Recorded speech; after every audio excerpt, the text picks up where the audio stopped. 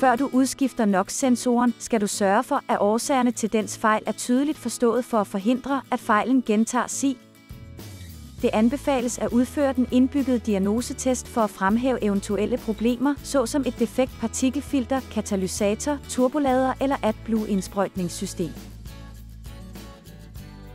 Løsen forsigtigt boltene, der holder sensorenheden til lyddæmperen, og fjern stikket og kablet fra holderne.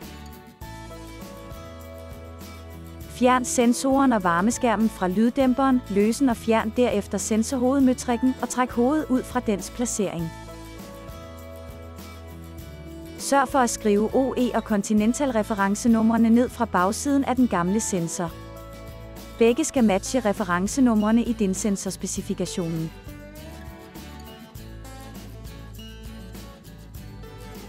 Pak DIN-sensoren ud, monter varmeskjoldet igen ved at fastgøre det til lyddæmperen. Stram ikke boltene for meget.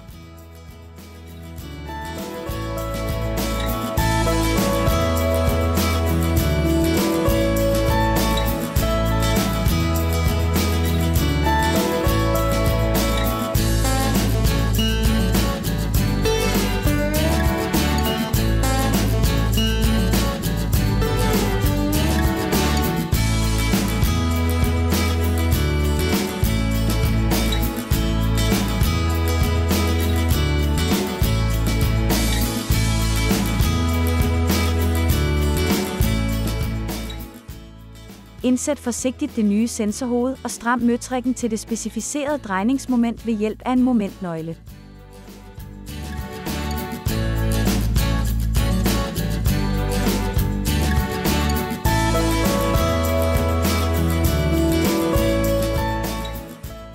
Monter kablet til holderne og tilslut stikket igen, tænd derefter tændingsnøglen og se, om der ikke vises nogen OBD-fejl.